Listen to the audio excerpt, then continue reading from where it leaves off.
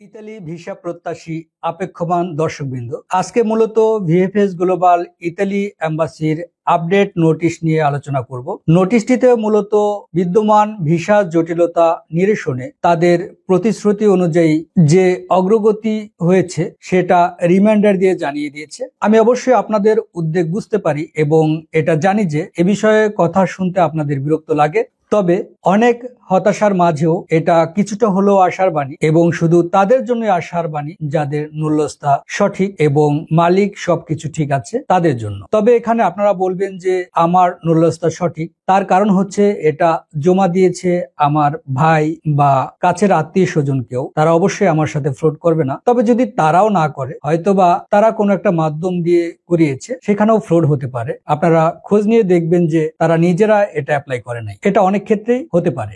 তবে এ বিষয়ে তারা যে পদক্ষেপগুলো নিয়েছে এবং সেটার যে অগ্রগতি সেই রিমাইন্ডারটা দিয়েছে।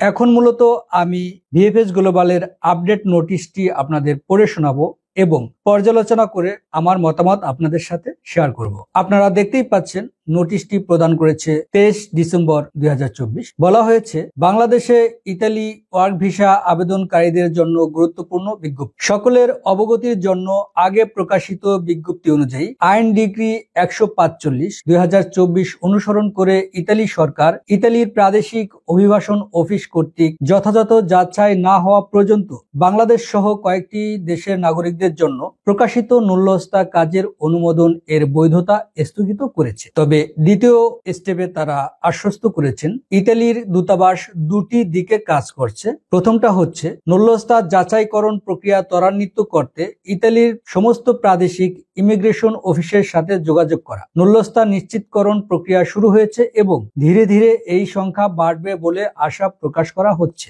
দ্বিতীয় স্টেপে বলা হয়েছে, যাদের ন্যূল্যস্থা নিশ্চিত করা হয়েছে সে সকল আবেদনকারীদের সাথে যোগাযোগ করা, যাতে তারা তাদের পাসপোর্ট জমা দিতে পারে, বা যদি তারা এখনো আবেদন না করে থাকে তবে তারা ভিসা আবেদন জমা করতে পারে এবং তাদের ভিসা গ্রহণ করতে পারে। তারা যে নোটিশটি দিয়েছে এটার প্রতিফলন আমরা কিছুটা হলেও দেখতে পাচ্ছি যে নতুন করে জমা গ্রহণ শুরু হয়েছে। পর্যায়ক্রমিকভাবে সমস্ত কার্যক্রম চালু হবে বলে আশা প্রকাশ করছি। তারপরে বলা হয়েছে, সংশ্লিষ্ট আবেদনকারীদের ভিএফএস গ্লোবালের মাধ্যমে ইমেল, এসএমএস বা ফোনের মাধ্যমে যোগাযোগ করা হয়ে থাকে। এই সংক্রান্ত আপডেটের জন্য তারা বিদ্যমান এই লিঙ্কে ট্র্যাক করা যাবে বলেছে। এটা হচ্ছে ইতালি ভিসা ট্র্যাকিং যে লিঙ্ক, সেটা বলা হচ্ছে যে ইতালি দূতাবাসের সাথে যোগাযোগ আছে বা তার ভিত্তিতে ভিসা আবেদন ত্বরান্বিত করা বা ভিসা প্রদান করানোর প্রতিশ্রুতি দেয়া মিথ্যা দাবিদারদের বিশ্বাস করবেন না। এবং সর্বশেষ বলা হয়েছে,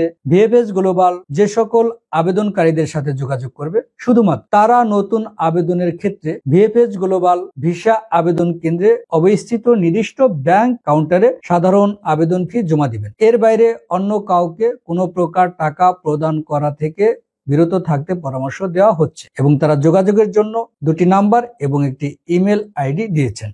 তো ভিউয়ার্স, তারা যে রিমাইন্ডার এবং আপডেটটি দিয়েছেন এতক্ষণ আমি সেটা পড়ে শোনালাম এবং অবশ্যই আমরা প্রত্যাশা করছি যে বিদ্যমান যে ভিসা জটিলতা সেটার একটা সমাধান হবে এবং তার প্রতিফলন আমরা দেখতে পাচ্ছি।